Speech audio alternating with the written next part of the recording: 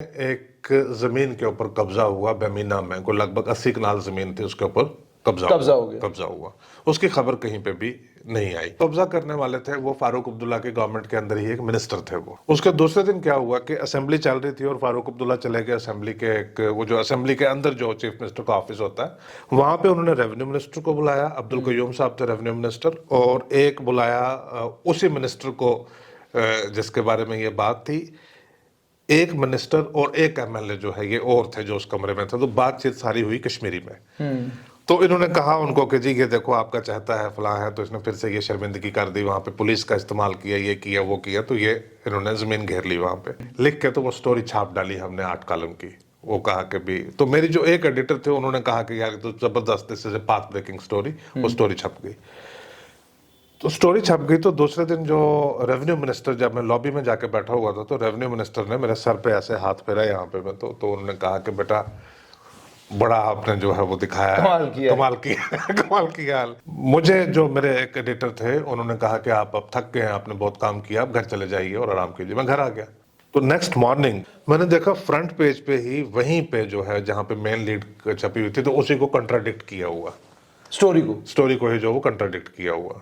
तो वो कंट्रडिक्शन वाली स्टोरी भी आपके यहाँ से लिखी गई थी या वो एडिटर साहब ने खुद लिखी थी? देखिए वो मैंने नहीं लिखी हुई थी, मैं तो घर आ गया, मुझे क्या पता था कि वो स्टोरी मेरी स्टोरी को जो है वो कंट्राडिक्ट कर दिया कि ये गलत थी स्टोरी, तो इसने कंट्राडिक्ट कर। तो मैं बड़ा शर्मिंदा हो गया। मैं अब मैं उससे बाहर निकलने की पोजीशन में बहुत आसानी से था भी नहीं वैसे। और ये कश्मीर टाइम्स इंस्टीट्यूशन में हो रहा है था, अब हुआ ऐसा इस तरह से। तो क्या हुआ कि एक बिल आ गया असेंबली में, वो था वेस्टिंग ऑफ ओनरशिप राइट। तो मुझे मेरे सोर्स ने कहा कि ये बिल जो है उसी 80 कनाल के लिए, उस 80 कनाल जमीन को रेगुलराइज करने के लिए ये बिल जो है ये पेश हुआ कि ताकि वो चीज जो है उसको जो लीगल एक एमएलए के लिए या एक अपने आदमी के लिए बिल ला रहे हैं, ऐसा आया। स्टोरी करके मैं ले गया मैं अखबार के दफ्तर में, ये हकीकत है बिल्कुल। मैंने जाकर वो स्टोरी फाइल की, उन्होंने इनकार कर दिया इस चीज से। कहते नहीं आप उसका कैसे कह सकते हैं कि वो हो सकता है, ये और भी चीज हो सकती है।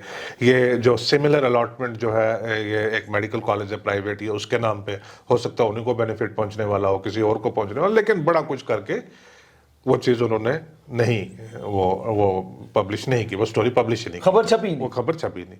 मैं और शुजात साहब कहीं जा रहे थे तो दिल्ली एयरपोर्ट के ऊपर, तो उसको वहां पे बैठे बैठे टेलीफोन आया इंफॉर्मेशन डिपार्टमेंट से। उन्होंने कहा यार ये जो आज छपा है आपका आर्टिकल, तो फिर से आपकी एडवर्टीजमेंट जो है वो इतने दिनों के लिए बंद हो रही है। मेरा ही आर्टिकल छपा हुआ था। कहते फिर से आपकी एडवर्टीजमेंट बंद हो रही है। तो मैंने कहा क्या हुआ? तो उन्होंने कहा यार ये तो मैंने कहा वेरी सॉरी, मैं अगले हफ्ते से जो लिखना बंद कर दूं। कहते नहीं लिखना क्यों बंद करना, आप लिखो, कोई बात नहीं है, तो बंद होगी फिर क्या हो गया, आप लिखो। उस दिन उन्होंने बताया कि यार वो जो दिसंबर में तुमने जो वो लिखा था उसके बाद 3 महीने मेरी ऐड बंद रही है। या बात करें पीडीपी बीजेपी सरकार, नहीं नेशनल कॉन्फ्रेंस क्योंकि जी हमारी वो बंद हो गई थी, एडवर्टीजमेंट हमारी बंद हो गई थी। मान लीजिए आपको हैवी गवर्नमेंट की तरफ से एडवर्टीजमेंट भी चाहिए, आपको बंगले भी चाहिए, गाड़ियां भी चाहिए, जहाज की फ्री टिकट भी चाहिए, उसके बाद तो वैसे ही आपको खुद ही दिल नहीं करता कि यार गवर्नमेंट का क्रिटिसिज्म जो है वो क्या करना, वो नहीं करना चाहिए, ऑपोजिशन का करते हैं।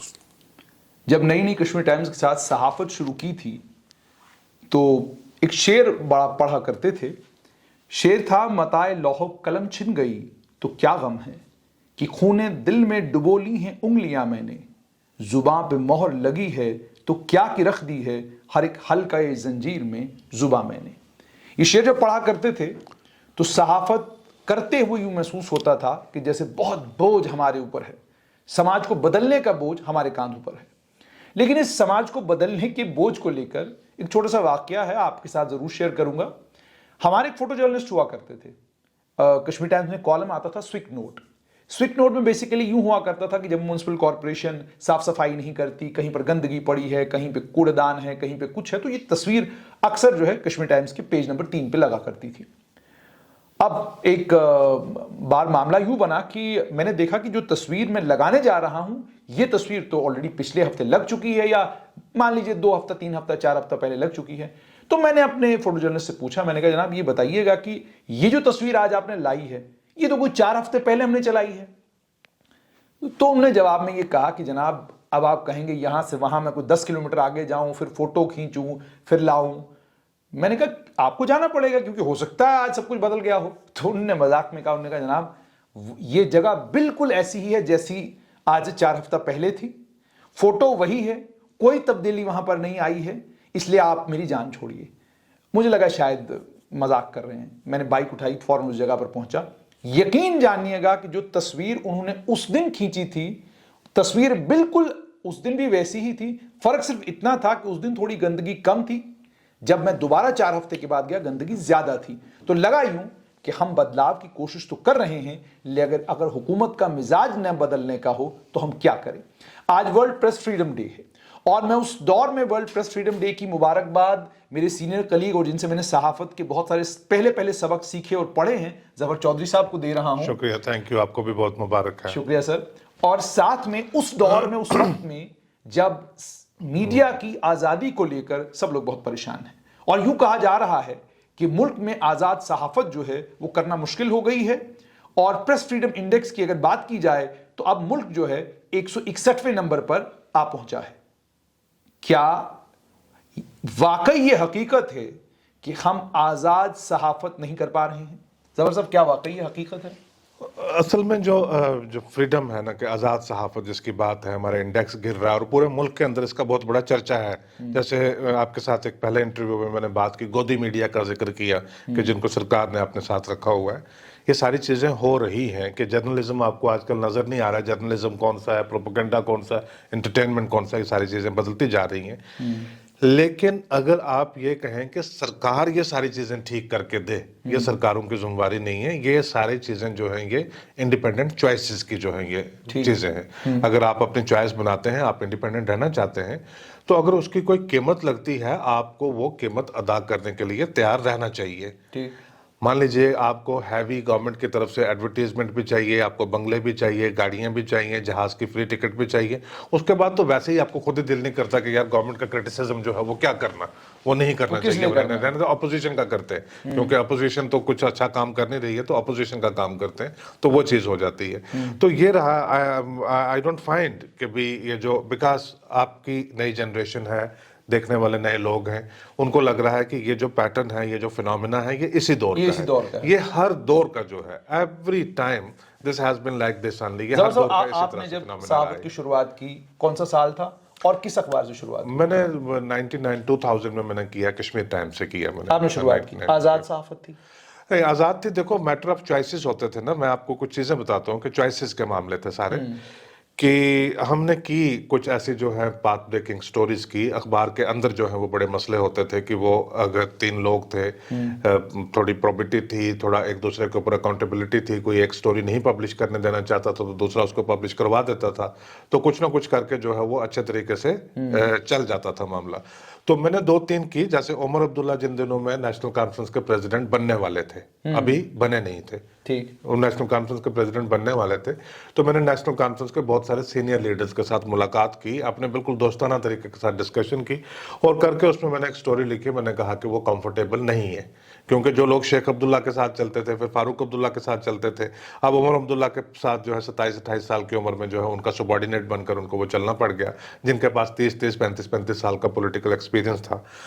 तो ये स्टोरी मेरी जो वो स्टकअप होगी, 3-4 दिन के लिए जो स्टोरी है वो आ नहीं रही थी। वजह मुझे समझ नहीं आई, मैं आई वॉज टू न्यू, और मैं कश्मीर टाइम्स की बात कर रहा हूँ, तो स्टोरी स्टकअप हो गई बड़ी बुरी तरह से। सहाफत का लंबरदार, हाँ, स्टकअप हो गई। ये स्टोरी इवेंचुअली जो है ये घूमते घूमते वेद बसीन साहब के पास चली गई। तो वो किसी से सुबह, वो तो जर्नलिस्ट से तो वो मिलते ही नहीं होते थे, वो तो खासकर सुबह तो नहीं मिलते थे।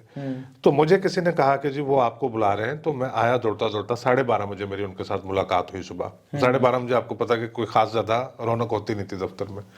उन्होंने वो मेरे सामने रखी, वो कहते कि यार ये तुम्हारी है? तो मैंने कहा हाँ जी ये मैंने लिखी हुई है। तो उन्होंने कोई आधा घंटा ग्रिल किया मुझे कि किस किस से बात की। मैंने थोड़ा हेजिटेट किया, मैंने कहा मैं लोगों के नाम नहीं बताना चाहता। मुझे पता था बसीन साहब मुफ्ती साहब के दोस्त थे, वो कहीं वो बता ना दें कि भी कौन है, तो वो मैंने कहा मैं बताना नहीं चाहता। तो उन्होंने इस चीज़ को रिस्पेक्ट किया, उन्होंने कहा यार चलो कोई बात नहीं। स्टोरी के ऊपर उन्होंने ये कहा कि यार बहुत महीनों के बाद मुझे मजा आ रहा कि मेरे अखबार में ये स्टोरी जो है छपने जा रही है, अच्छी स्टोरी छपने जा रही है ये। तो वो स्टोरी छपी, काफी अच्छी वो रही। इसी तरह से एक और आ गई। उसमें क्या हुआ कि मुझे मतलब वो मेरे कैरियर का एक बड़ा एक रिमार्केबल जो वो मुझे याद आती है चीज, वो असेंबली में एक बिल आया और वो था वेस्टिंग ऑफ ओनरशिप राइट्स को लेकर, जो है जमीन के एतबार से रोशनी का कानून। एक रोशनी जैसा कानून था, एक रोशनी जैसा कानून था, रोशनी का वो रोशनी जैसा कानून था वो, तो वो एक बिल आया। उन दिनों में बिल जो है वो इस तरह से, अब तो खैर असेंबली नहीं है, जो आज की नौजवान जनरेशन उसको तो याद ही उनको नहीं पता ही होगा नहीं कि असेंबली असेंबली क्या है। कैसे चलती है, होता क्या है। लेकिन ये पिछले सालों में असेंबली में क्या होता था कि भी जल्दी जल्दी करते, तब क्या होता था कि असेंबली में आपका बिल पेश हुआ, लॉ मिनिस्टर ने बिल जो वो मूव किया, अब वो असेंबली के सुपुर्द हो गया, लोगों ने उसके ऊपर जो है वो मुताला वगैरह कर लिया, बिल की कॉपी घर ले गए, फिर उसमें एक तारीख आ जाती थी कि फलां तारीख जो ये बिल जो है ये डिस्कशन के लिए रखा जाएगा, फिर उसके बाद वोटिंग होगी तो वो बिल पास हो जाएगा। वो बिल पास हो जाएगा। तो बिल आ गया। हुआ क्या कि उससे बिल से कुछ दिन पहले की एक डेवलपमेंट थी कि बड़ी इंटरेस्टिंग जो ये एक बात होगी कि श्रीनगर में एक जमीन के ऊपर कब्जा हुआ, बेमीना में, को लगभग 80 कनाल जमीन थी, उसके ऊपर कब्जा हुआ। उसकी खबर कहीं पे भी नहीं आई। मेरे ही एक सोर्स थे, वो लेजिस्लेटर थे, उसने मुझे बताया कि जी ये इस तरह से हुआ। उसके दूसरे दिन क्या हुआ कि जो कब्जा करने वाले थे वो फारूक अब्दुल्ला की गवर्नमेंट के अंदर ही एक मिनिस्टर थे वो। ठीक। उसके दूसरे दिन क्या हुआ कि असेंबली चल रही थी और फारूक अब्दुल्ला चले गए असेंबली के एक, वो जो असेंबली के अंदर जो चीफ मिनिस्टर का ऑफिस होता है वहां पे चले गए। वहां पे उन्होंने रेवेन्यू मिनिस्टर को बुलाया, अब्दुल कयूम साहब थे रेवेन्यू मिनिस्टर, और एक बुलाया उसी मिनिस्टर को जिसके बारे में ये बात थी, एक मिनिस्टर और एक एमएलए जो है ये और थे जो उस कमरे में थे। तो बातचीत सारी हुई कश्मीरी में। तो इन्होंने कहा उनको कि जी ये देखो आपका चाहता है फलां है, तो इसने फिर से ये शर्मिंदगी कर दी, वहां पे पुलिस का इस्तेमाल किया, ये किया वो किया, तो ये इन्होंने जमीन घेर ली वहां पे।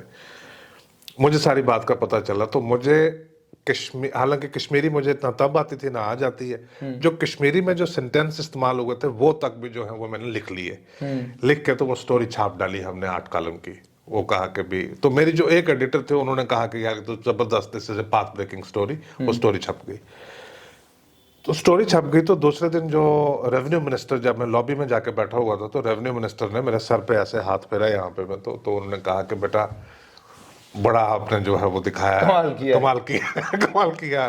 तो हालांकि बहुत सारे लोग चाहते थे कि ये स्टोरी छपे, लेकिन अब चर्चा ये हो गया कि अब फारूक अब्दुल्ला खुद इस पोजीशन में आ गए कि ये हम 4 ही लोग थे, और जो एग्जैक्ट कश्मीरी में जो बात हुई है उसका साथ में इंग्लिश ट्रांसक्रिप्शन भी जो है ये अखबार में पहुंचा कैसे, तो जाहिर है उन्हीं में से किसी एक का जो है वो आया होगा, वो स्टोरी छप गई। और बड़ा, मतलब आप ये समझ लीजिएगा कि जिन लोगों को पता था कि ये क्या मामला है, उनमें एक स्टारडम सी बन गई कि यार किसी ने करेज दिखाई है, और देखो कि चीफ मिनिस्टर के वहां से अंदर से चीज निकाल कर तो इन्होंने स्टोरी छाप दी है। दूसरे दिन क्या हो जाता है कि मुझे जो मेरे एक एडिटर थे उन्होंने कहा कि आप अब थक गए हैं, आपने बहुत काम किया, आप घर चले जाइए और आराम कीजिए। मैं घर आ गया। तो नेक्स्ट मॉर्निंग मैं त्रिकुटा नगर में रहता था, मैंने बहुत सारे न्यूज़पेपर सब्सक्राइब किए होते, 13-14 न्यूज़पेपर आते थे, तो वो आए वो बरांडे में से। तो सुबह, अभी मैंने असेंबली भी जाना था, लेकिन जाने से पहले मैंने न्यूज़पेपर खोल, तो सबसे पहले मैं निकालता था उसमें से अपना ही पेपर के, उसमें भाई मेरी बाईलाइन देखूं कि है कि भाई वो आज अखबार में क्या छपाएंगे, तो क्योंकि कल मैं जल्दी भी आ गया था वापस, वैसे 12-1 बजे में वापस आया करता था, तो लेकिन कल जल्दी भी आ गया था। मैंने देखा फ्रंट पेज पे ही, वहीं पे जो है जहाँ पे मेन लीड छपी हुई थी, तो उसी को कंट्राडिक्ट किया हुआ, स्टोरी को ही जो वो कंट्राडिक्ट किया हुआ। तो जफर साहब, कंट्राडिक्ट जब आपने ये देखा तो वो कंट्राडिक्शन वाली स्टोरी भी आपके ही यहाँ से लिखी गई थी या वो एडिटर साहब ने खुद लिखी थी? देखिए, वो मैंने नहीं लिखी हुई थी, मैं तो घर आ गया, मुझे क्या पता था कि वो स्टोरी, मेरी स्टोरी को जो है वो कंट्राडिक्ट कर दिया कि ये गलत थी स्टोरी, क्योंकि मैंने तो मिनिस्टर का नाम वाम सारी चीजें दी हुई थी मैंने, तो उन्होंने कहा कि ये गलत थी। तो अब मैं गया, तो मेरा, आप उस जमाने की बात कर रहे हैं? ये 2002 की बात है, ये 1 या 2 की बात है। उस वक्त तो मुझे नहीं लगता सहाफत पर इस तरह की कदगन थी, कोई इस तरह की परेशानी थी। मैंने कहा कि हमेशा थी, ये हमेशा थी। आप क्योंकि डिस्कशन आज चल रही है, ये हमेशा थी। मतलब पहले दिन I was able to do that story और सारा हो गया, लेकिन अब दूसरे दिन जब उसका डिनाइल आ गया स्टोरी का, तो अब डिनाइल भी किसी ने भेजा नहीं हुआ था, वो इदारिया की तरफ से ही था कि ये हमने, जैसे सतपाल मलिक साहब नहीं कहते कि जी मुझे होम मिनिस्टर ने कहा था कि मोदी की मत मारी गई है, तो बाद में कहते नहीं वो मैंने गलत कहा था, वो ऐसी कोई बात हुई नहीं थी। तो वो अखबार में वो आ गया, तो मैं अब असेंबली में जाने की पोजीशन में नहीं रहा। मैं वहां पे गया तो इतना शर्मिंदा, हर आदमी मुझे पूछ रहा है, हर आदमी कहता है कि तूने 24 घंटे के अंदर अंदर जो है, तो सबको ये लग रहा था कि यार यंग आदमी है, नया है, तो शायद किसी ने कोई 4 पैसे दे दिए होंगे, कुछ दे दिया होगा, तो इसने कंट्राडिक्ट कर। मैं बड़ा शर्मिंदा हो गया। मैं अब मैं उससे बाहर निकलने की पोजीशन में बहुत आसानी से था भी नहीं वैसे। और ये कश्मीर टाइम्स इंस्टीट्यूशन में हो रहा है था, अब हुआ ऐसा इस तरह से। तो लेकिन 10-15 दिन के बाद क्या हुआ कि एक बिल आ गया असेंबली में, वो था वेस्टिंग ऑफ ओनरशिप राइट। तो मुझे मेरे सोर्स ने कहा कि ये बिल जो है उसी 80 कनाल के ये लिए उस 80 कनाल जमीन को रेगुलराइज करने के लिए ये बिल जो है ये आया है पेश हुआ कि ताकि वो चीज जो है उसको जो यानी लीगल एक एमएलए के लिए या एक अपने आदमी के लिए आप बिल ला रहे हैं, ऐसा आया। अव्वल तो मुझे लगा नहीं, लेकिन उस दिन फिर मैंने स्टोरी की, स्टोरी करके मैं ले गया मैं अखबार के दफ्तर में। ये हकीकत है बिल्कुल, मैंने जाके वो स्टोरी फाइल की। वो हो सकता है कि उसकी कॉपी अभी भी मेरे रिकॉर्ड में कहीं पड़ी हुई हो। तो मैंने कहा जी ये स्टोरी है, तो ये वो जो उस दिन मैंने स्टोरी की थी ये उसी आदमी को बेनिफिट पहुंचाने के लिए ये बिल जो है ये लाया गया है। उन्होंने इनकार कर दिया इस चीज से, कहते नहीं आप उसका कैसे कह सकते हैं कि वो हो सकता है, ये और भी चीज हो सकती है। ये जो सिमिलर अलॉटमेंट जो है ये एक मेडिकल कॉलेज है प्राइवेट, ये उसके नाम पे हो सकता है उन्हीं को बेनिफिट पहुंचने वाला हो, किसी और को पहुंचने वाला, लेकिन बड़ा कुछ करके वो चीज उन्होंने नहीं वो पब्लिश नहीं की, वो स्टोरी पब्लिश ही नहीं, खबर छपी नहीं, वो खबर छपी नहीं। तो लेकिन उस वक्त जो है मुझे थोड़ा सारा हो गया। अब मुझे उसको मैं हैंडसाइट में जाकर देखता हूँ कि मेरे लिए सही था या गलत था। लेकिन जफर साहब, कश्मीर टाइम्स को लेकर एक इमेज हमेशा ये रही कि डॉक्टर फारूक अब्दुल्ला की हुकूमत के वो जबरदस्त मुखालिफ और जबरदस्त क्रिटिक रहे हैं, और मुफ्ती सईद के साथ अब बीच में कुछ जाति तल्लुकात भी छोटी मोटी चीजें चलती रहती हैं। तो मुझे जो है वो उस दिन जो सहाफत से थोड़ा सारा हट के पहली और आखिरी बार आप समझ लीजिए कि थोड़ा सारा एक्टिविज्म करना पड़ा। एक्टिविज्म ये है कि मैं कोई 12-15 एमएलए के साथ जाकर मिला, मैं उनको जाकर मैंने वो बिल की कॉपी जो वो समझाई। उनको मैंने कहा कि कल ये बिल जो है बहस के लिए आ रहा है और इसके पीछे की जो नीयत है वो गवर्नमेंट की वो ये है। खास करके मतलब बहुत सारे मुझे चौधरी लाल सिंह का याद है, ये तिवारी कांग्रेस से उस वक्त थे, तो इन्होंने जब तकरीर की तो तकरीर करने के बाद तो वहीं से तो ये तो इतना जज्बात में आ गए कि मैं प्रेस गैलरी में ऊपर बैठा हुआ था, तो ये वहीं से तकरीर करने के बाद मुझे वापस ऐसे कहते हैं ठीक बोला मैंने। तो वो मैंने बहुत सारे लोगों को जो विद इन नेशनल कॉन्फ्रेंस बहुत सारे लोग थे, अगर मैं उनका नाम लूंगा तो जमीन किसके नाम अलॉट हो रही थी उनका नाम भी आ जाएगा। विद इन नेशनल कॉन्फ्रेंस वहां पे एक मिनिस्टर ऑफ स्टेट थे, उन्होंने यहाँ तक, ये रिकॉर्ड पे है ये चीज, उन्होंने यहां तक कह दिया था कि ये बिल अगर पास होता है तो हम इस्तीफा दे देंगे। अब ये इशू ये था कि जो मैं बता रहा था आपको कि जब बिल टाइम टू टाइम जो है वो पेश होते रहते हैं, फिर डिस्कशन का एक डेट आती है, उसके ऊपर क्या होता है कि जो लॉ मिनिस्टर कहता है कि जी मैं खड़ा हुआ डिस्कशन के लिए, उसने वो बताया, तो अब वो कहता है स्पीकर कि जी आप मसौदा कानून ऐवान के सामने है, जो इसके हक में वो हाँ कहिए, जो उसके, तो नेशनल कॉन्फ्रेंस के 62-63 लोग तो सारे हाँ करते थे। 35 बिल उस दिन के लिए लिस्ट हुए थे और असेंबली का आखिरी दिन था, वो बजट सेशन का आखिरी दिन था, 35 बिल लिस्ट हुए थे। 34 बिल जो है वो लगभग आधे घंटे के अंदर जो है वो पास हो गए सारे। ये बिल जब आया तो ये अटक गया, ये बिल अटक गया। तो इसमें असेंबली के मतलब लगभग मुझे लगता है कि 35-40 के करीब जो लोग हैं उन्होंने कहा हमने इसके ऊपर बोलना है। फिर टाइम खत्म हो गया, फिर जब आपको एक्सटेंड करना तो हाउस की इजाजत लेनी है, फिर एक्सटेंड किया, फिर लंच ब्रेक, फिर एक्सटेंड, फिर ये रात को 9 बजे तक चला। फिर फारूक अब्दुल्ला ने बहुत लंबी तकरीर इसके ऊपर की, और उस वक्त की तकरीर ऑन रिकॉर्ड है। उन्होंने ये कहा था कि इसमें ये उन्होंने बिल में था क्या कि जो for the purpose of allotment सिर्फ इंडिविजुअल्स ही नहीं बल्कि कंपनीज और सोसाइटीज को भी अलॉटमेंट दी जा सकती है। तो लोगों ने जो बीच में ये बात पकड़ी, उन्होंने कहा कि अगर आप सोसाइटीज को, कंपनीज को, ट्रस्ट को अगर आप अलॉटमेंट दोगे तो इसका मतलब कि कुछ बाहर के लोगों ने और कुछ यहाँ के लोगों ने मिलकर अगर 10 लोगों ने ट्रस्ट बनाया जिसमें 8 लोग बाहर के, तो इसका मतलब आपने जो आर्टिकल 370 वगैरह आपका वो, तो उसमें फारूक अब्दुल्ला की तकरीर थी। उन्होंने कहा था कि हमें जैसे IAS ऑफिसर्स हैं इनके बारे में भी सोचना पड़ेगा, अगर ये जमीन लेना चाहते हैं तो उनको।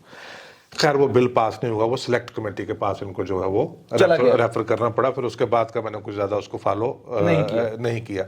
तो लिहाजा ये इफ यू थिंकिंग दैट कि कोई चीज नई अभी हो रही है, ये this are all matters of your personal courage, your personal choices, ये उसके ऊपर सारा डिपेंड करता है कि आप क्या कर सकते हैं। लेकिन जबर साहब थोड़ा सा जब हम तारीख में जाते हैं, इंदिरा गांधी के दौर को भी अगर देखते हैं, इंडियन एक्सप्रेस के अलावा हिंदुस्तान टाइम्स में BG वर्गीस थे, उनके अलावा बाकी तमाम अखबार लगभग नतमस्तक हो गए थे। और जैसे हुकूमत कह रही थी, उनके एडिटोरियल की वेटिंग भी हुआ करती थी, उनकी खबरों की वेटिंग भी हुआ करती थी। उस जमाने की बात कर रहा हूं मैं, ये भी तारीख में हो चुका है। आज एक्चुअली क्या चीज मुख्तलिफ है? क्या कैनवस बड़ा हो गया है? क्या शोर बहुत ज्यादा हो गया है? ठीक है, या कैमरा बहुत ज्यादा हो गया है? देखिए आज मतलब आज राहुल गांधी साहब को आप सुनते हैं तो जैसे गोदी मीडिया एक स्लैंग है, तो लेकिन वो गोदी मीडिया का बकायदा तौर के ऊपर लफ्ज इस्तेमाल करते हैं।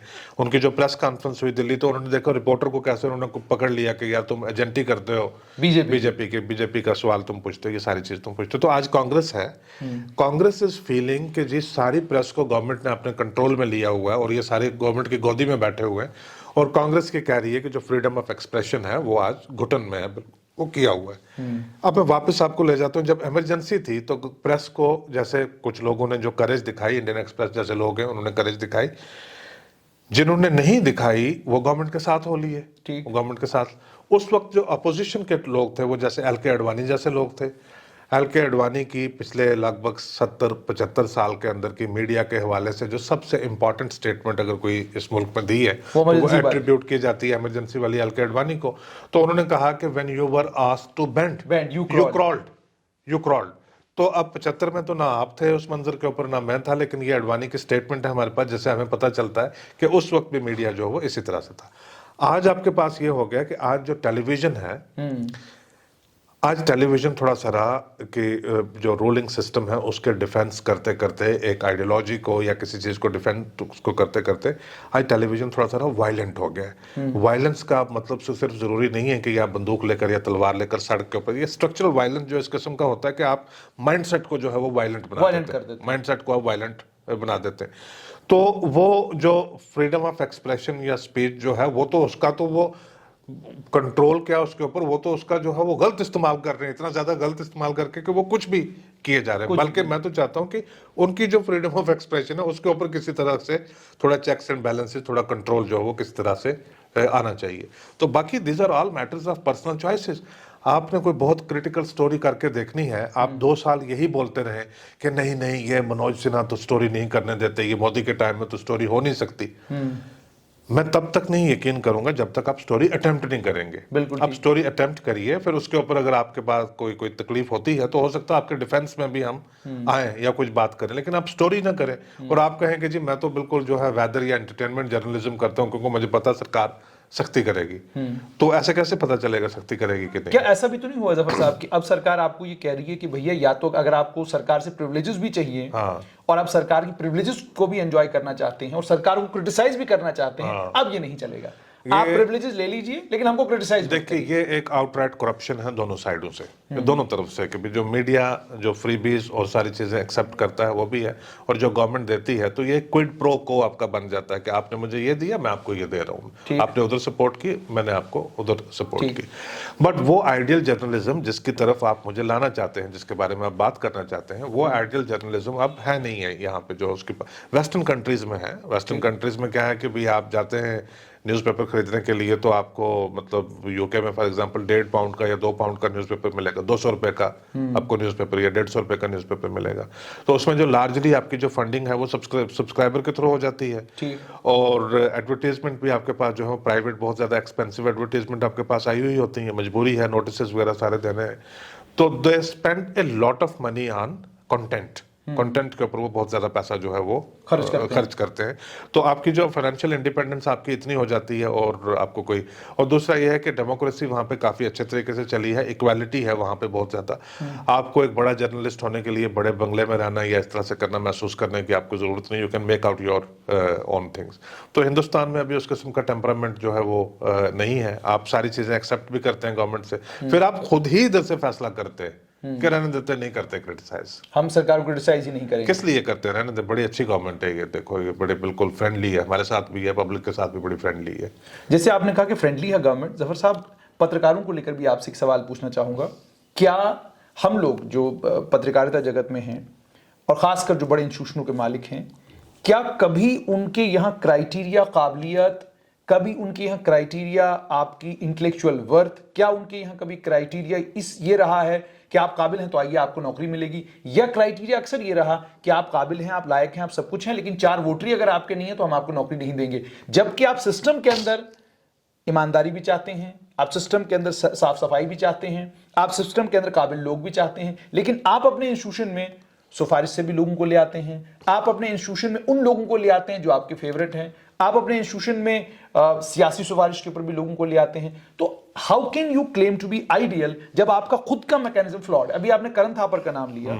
करण Thapar is not an ordinary man, he is from the family of Thapars. बिल्कुल, वो तो आप बात करें राजदीप सरदेसाई की, again not an ordinary man. आप बात करें अर्नब गोस्वामी की, again not an ordinary man. तो जितने ये बड़े नाम पत्रकारिता जगत में हैं, गौरव सावंत की बात करें, आप किसी भी बड़े पत्रकार की बात करें, दे कम फ्रॉम बैकग्राउंड्स जिन बैकग्राउंड्स में आपको ज्यादा कुछ करने की जरूरत नहीं थी, you could get a job easily. तो अब इस बैकग्राउंड से आने के बाद तो जो है अगर आप थोड़ा सा स्मॉलर लेवल के ऊपर आप देख रहे हैं तो वहां पे ये चीजें ज्यादा डिपेंड करती हैं कि आप किस तरह से जो है अंदर एंटर कर पाते हैं।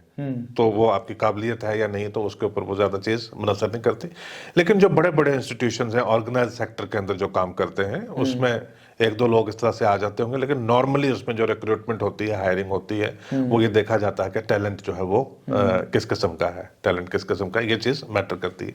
जिन लोगों का आपने नाम लिया, ये प्रिविलेज्ड बैकग्राउंड से ये जरूर आते हैं, लेकिन आप इनके काम को पसंद करें या ना करें, लेकिन उन्होंने काम जिंदगी में बड़ा किया है, बड़ी मेहनत के साथ इन्होंने काम किया। मैं तो अर्नब गोस्वामी को ही देखता हूं, मैं आई वुड लाइक टू से very clearly and very honestly कि मैं उसका जो अर्नब गोस्वामी का जो जर्नलिज्म है, वो तो ना ही जर्नलिज्म के लिए अच्छा है, ना इस मुल्क के लिए अच्छा है, ना इसकी डेमोक्रेसी के लिए अच्छा है, वो बहुत ज्यादा टॉक्सिक है। लेकिन जो भी चीज वो प्रोड्यूस करता है, उस प्रोड्यूस करने के पीछे उसकी जो मेहनत है वो कितनी जा रही है, आप उसका अंदाजा लगाइए कि मेहनत तो उसमें काफी ज्यादा इन्वॉल्व है। तो ये मेहनत करके आप अपनी जो स्पेस है वो अपने लिए क्रिएट कर सकते। For example, you are not working in any उसमें कोई कॉर्पोरेट ड्रिवन सपोर्टेड या ऑर्गेनाइज उस तरह से आप तो नहीं काम कर रहे हैं। यू आर वर्किंग एंटायरली, आपने अपनी मेहनत करके अपने लिए आपने स्पेस जो है वो क्रिएट कर ली है।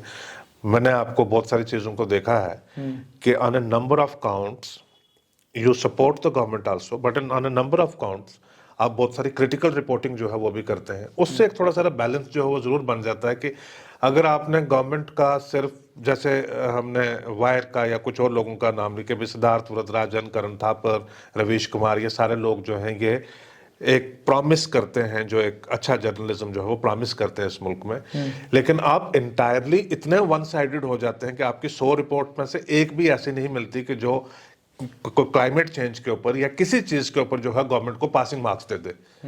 तो उससे फिर प्रॉब्लमेटिक हो जाती है, फिर गवर्नमेंट ही नहीं आपको सीरियसली लेती, तो उससे फायदा क्या होगा? जो चीज जहां पे है उसको तो वहां पे एक्नॉलेज छोटा मोटा अगर आप कर देंगे तो वो बेहतर रहेगा। वो मुझे जफर साहब बिल्कुल आखिर में ये बताइएगा कि सहाफत को आने वाले कल में आप कहां देखते हैं, और वर्ल्ड प्रेस फ्रीडम डे के दिन आप जितने भी हमारे साथी दोस्त हैं या जितनी यंगर जनरेशन को क्या मैसेज देना चाहेंगे? खासकर तो यंगर जनरेशन के लिए तो मेरी ये गुजारिश रहेगी कि उनके लिए मैसेज रहेगा कि जो एक मोटिवेशन के साथ, एक इंस्पायर्ड होकर और एक कमिटमेंट के साथ जो है वो जर्नलिज्म की तरफ आए और जर्नलिज्म के अंदर स्पेस क्रिएट करें, एक ऑनेस्ट स्टोरी जो है उसको परसू करने की कोशिश करें। There are a number of stories which are yet to be told, और जो है कीप पीपल, लोगों को जो है ना, keep people at the heart of your story. Government को या अपनी ईगो को या किसी और चीज को जो है उसमें ना रखें, लोगों को, अवाम को जो है वो अपने स्टोरी के जो दिल के ऊपर रखकर वहां से आप स्टोरी को परसू करें। आपको मकबूलियत भी मिलेगी, आपको सेटिस्फेक्शन भी मिलेगी, आपको कामयाबी भी जो है वो बहुत ज्यादा मिलेगी। जर्नलिज्म में जो यंग लोग जितने भी देखते हैं, जर्नलिज्म में वही लोग आए जिनकी एक डीप कमिटमेंट है जर्नलिज्म के साथ। जो लोग जो है छोटी मोटी ग्लोरी के लिए, छोटी मोटी पॉपुलैरिटी के लिए या इस चीज़ के लिए आ रहे हैं, वो ना आए। क्योंकि मैं पिछले 5-7 साल में I have come across A number of people जो जर्नलिज्म में महज सिर्फ इसी चीज़ के लिए आते हैं, जिनको स्टोरी का बिल्कुल कोई पता नहीं है कि भाई मोहल्ले में, शहर में या प्रोविंस में या कहीं पे 10 लोग जो है वो जान पहचान बनेगी, एक अच्छा रहेगा, उससे कोई फायदा नहीं है। There are a number of other ways you can do. जो अच्छे जर्नलिस्ट जो ऑलरेडी इंस्टीट्यूशनल एस्टैब्लिश्ड चीज़ों के बीच में काम कर रहे हैं, उनको मैं ये कहता हूं कि ये this is very much in the nature of the government that government would not want you to pursue a negative story। मतलब गवर्नमेंट बेवकूफ है कि वो आपको आकर कहे कि हमने ये स्कैंडल किया या हमसे ये स्कैंडल, आप स्टोरी करो, आप आओ इसके ऊपर ये स्टोरी करो। This is government's job to protect itself. ये गवर्नमेंट का काम है कि वो अपने आप को प्रोटेक्ट करे। ये आपका काम है कि आप वो स्टोरी ब्रेक करो, आप वो स्टोरी ब्रेक करो, आप वो स्टोरी ब्रेक। आप अपनी पूरी जिंदगी इस चीज में आप गुजार देंगे कि गवर्नमेंट बड़ी सख्त है, अगर मैंने स्टोरी कर दी तो गवर्नमेंट पता नहीं क्या कर देगी, तो आपने तो टेस्ट ही नहीं ना किया उस चीज को। आप उसको टेस्ट करके देखें, फिर उसके बाद देखेंगे अगर गवर्नमेंट आपको तकलीफ पहुंचा रही है तो आप में दम है तो आप तकलीफ बर्दाश्त कीजिए, और जो आपने बेड़ा उठाया हुआ था आप उसके ऊपर काम कीजिए। आप में अगर दम नहीं है तो सरकार के साथ हो जाइए, तो बात खत्म कीजिए। तो ये अननेसेसरी, तो इससे तो कोई बात बनेगी नहीं ना। तो ये चीज आपको करनी पड़ेगी। अभी मैं पिछले दिनों देख रहा था कि किसी न्यूज़पेपर का किसी ने ट्वीट करके देखा, उसमें फ्रंट पेज के ऊपर 2 एडवर्टीजमेंट थी J&K गवर्नमेंट की। तो जाहिर है कि गवर्नमेंट की जो भी एडवर्टीजमेंट होती है तो उसमें जो गवर्नमेंट के चीफ होते हैं उनकी फोटो होती है उसके ऊपर, कुछ भी है उसके ऊपर मनोज सिन्हा लेफ्टिनेंट गवर्नर जो है उनकी तस्वीरें थी। अब 2 खबरें भी थी फ्रंट पेज के ऊपर, 2 ही खबरों के लिए जगह बच गई हुई थी, तो उस पे भी जो है वो गवर्नर के रिलेटेड थी, तो पूरा फ्रंट पेज जो वो गवर्नर को चला गया। देख के तो लगता है कि ये गवर्नमेंट का एक प्रोपेगेंडा शीट है, लेकिन उसमें एक चीज आपको देखनी है कि अगर आप सिर्फ और सिर्फ गवर्नमेंट को और आज की गवर्नमेंट को अगर आप अक्यूज करेंगे कि इन्होंने न्यूज़पेपर को ये हालत इनकी जो है वो बना दी है, बनी हुई है न्यूज़पेपर की, उस जिस पर्टिकुलर न्यूज़पेपर की मैं बात कर रहा हूँ हालत वो बनी हुई है, लेकिन जब इससे पहले गवर्नमेंट थी तो तब भी आप महबूबा मुफ्ती की जो तस्वीर है और उसी की जो एडवर्टीजमेंट है वो चलाते थे, उससे पहले आप मुफ्ती सईद की चलाते थे। तो दरअसल आपको मोदी ने या मनोज सिन्हा ने या बीजेपी ने नहीं बनाया, आप तो रजीम के एक माउथ पीस रहे हैं हमेशा। जो भी रजीम रही है आप उसके माउथ पीस रहे। फर्क सिर्फ इतना है कि आज नेशनल कॉन्फ्रेंस, पीडीपी या कोई और कहेंगे कि हाय देखो ये न्यूज़पेपर को क्या बना दिया इन्होंने, ठीक है, लेकिन जब वो खुद पावर में थे तो उन्होंने खुद न्यूज़पेपर को जो हो उसी तरह से करके रखा हुआ था। ये राइजिंग कश्मीर का मुझे याद है कि मैंने एक आर्टिकल लिखा मैंने, और वो आर्टिकल थोड़ा क्रिटिकल था, गवर्नमेंट को लेकर थोड़ा क्रिटिकल था, तो वो अंग्रेजी में मेरा आर्टिकल छपता था इसमें राइजिंग कश्मीर में, और उर्दू में उसका जो ट्रांसलेशन है वो आता था, जो जम्मू का एक मुकामी न्यूज़पेपर है उड़ान, उसमें उर्दू का ट्रांसलेशन आता था। उन दिनों की बात है, मेरा आखिरी आर्टिकल जो छपा है राइजिंग कश्मीर में भी और उड़ान में भी, तो उसके बाद मैं लंदन चला गया कुछ दिनों के लिए। तो मैं आर्टिकल भेज रहा हूँ, मैं राइजिंग कश्मीर में छप रहा है, लेकिन उड़ान में जो उसका उर्दू ट्रांसलेशन है वो नहीं, वो बंद हो गया। तो मैंने इनको कई बार जो है वो परसू करने की कोशिश की, तो इन्होंने कोई जवाब नहीं दिया। जब मैं वापस आया, जम्मू वापस आया, तो दूसरे या तीसरे दिन मैंने डायरेक्ट फ़ोन किया उनको, उड़ान के जो एडिटर साहब हैं उनको मैंने फ़ोन किया। मैंने उनको पूछा कि ये क्यों, तो उन्होंने कहा कि वो जो आपका आखिरी आर्टिकल है उसकी वजह बात जो है हमारी एडवर्टीजमेंट बंद हो गई थी। या बात करें पीडीपी बीजेपी सरकार, नहीं, नेशनल कॉन्फ्रेंस की, जी हमारी वो बंद हो गई थी, एडवर्टीजमेंट हमारी बंद हो गई थी। तो फिर उसके बाद हमने डायरेक्टर फारूक रंजू थे, डायरेक्टर थे, उनके साथ मिलकर तो वो बहाल करवाई, तो उसके बाद चल गई। तो मैंने थोड़ा अपोलोजाइज किया कि यार मेरी वजह से आपका ये हो गया। उसके 3-4 महीने बाद की बात है कि मैंने एक आर्टिकल लिखा कोई उसका, तो वो उसके वो जा रहे थे मैं और शुजात साहब कहीं जा रहे थे, तो दिल्ली एयरपोर्ट के ऊपर, तो उसको वहां पे बैठे बैठे टेलीफोन आया इंफॉर्मेशन डिपार्टमेंट से। उन्होंने कहा यार ये जो आज छपा है आपका आर्टिकल, तो फिर से आपकी एडवर्टीजमेंट जो है वो इतने दिनों के लिए बंद हो रही है। मेरा ही आर्टिकल छपा हुआ था, कहते फिर से आपकी एडवर्टीजमेंट बंद हो रही है। तो मैंने कहा क्या हुआ, तो उन्होंने कहा यार ये तो मैंने कहा वेरी सॉरी, मैं अगले हफ्ते से जो लिखना बंद कर दूं। कहते नहीं लिखना क्यों बंद करना, आप लिखो, कोई बात नहीं है, तो बंद होगी, फिर क्या हो गया, आप लिखो। उस दिन उन्होंने बताया कि यार वो जो दिसंबर में तुमने जो वो लिखा था उसके बाद 3 महीने मेरी ऐड बंद रही है। तो ये आप बात करें नेशनल कॉन्फ्रेंस कांग्रेस कोalition गवर्नमेंट की। कहते कि मैंने तुम्हारा आर्टिकल रोका और ना ही तुम्हारे साथ मैंने इस बात का जिक्र किया, मेरी 3 महीने एडवर्टीजमेंट जो वो बंद रही है, 3 महीने के बाद जाकर के, यानी ये बीमारी पुरानी है। सो सवाल ये है कि ये एवरीवन डज दिस, ये सब ने किया हुआ, ये बड़ा ट्राइड एंड टेस्टेड सारी चीज है। और उस वक्त जो इंटॉलरेंस है वो एक चीज है कि जरूरी नहीं है कि वो चीफ मिनिस्टर के लेवल के ऊपर ही सारा फैसला जो वो सारा हुआ। ये जो नीचे लोग होते हैं ना कि ये more loyal than the king, ये जो नीचे लोग होते हैं ये ज्यादा जो है वो नोज को टाइट करने की कोशिश करते हैं, क्योंकि इनके अपने जो कंट्रोल्स हैं वो ज्यादा बनते हैं उसकी वजह से। तो ये चीजें सारी हो चुकी हुई हैं। बाकी चॉइसेस, डिसीजन आपके अपने, आप करना चाहें तो कर सकते हैं, ना करना चाहें तो ना करें। आप बहुत बहुत शुक्रिया। तो आपने सहाफत कैसी थी जम्मू कश्मीर में, कैसी होती थी पत्रकारिता, और क्या फर्क था उस दौर में और क्या फर्क था इस दौर में, आप सभी लोगों को वर्ल्ड प्रेस फ्रीडम डे की मुबारकबाद। मगर मामला चॉइस का है। अगर आपने तय किया है कि आपने बात आम लोगों की रखनी है तो जिस अंदाज में रखिए, और अगर आपने तय किया है कि हुकूमत के साथ आपने वो एक गेम खेलना है या हुकूमत के साथ आपने लड़ाई लड़नी है, उसके लिए भी ज़हनी तौर पर आपको तैयार रहना है। लेकिन सबसे बड़ी बात ये कि जब आप सहाफ़त की दुनिया में आते हैं तो ये बात आपको अपने जहन नशीन करनी है कि ये वो प्रोफेशन है जिस प्रोफेशन में आने के बाद कलम आपको ताकत बहुत ज़्यादा देता है, मगर ताकत के साथ आती है जिम्मेदारी। अगर आपको अपनी ताकत के साथ अपनी जिम्मेदारी का एहसास हो और आपको ये पता हो कि आपको खिदमत लोगों की करनी है, तो आप फिर वही अपने लिए तय करेंगे जो लोगों के लिए और आपकी पत्रकारिता या आपकी सहाफ़त के लिए अच्छा हो।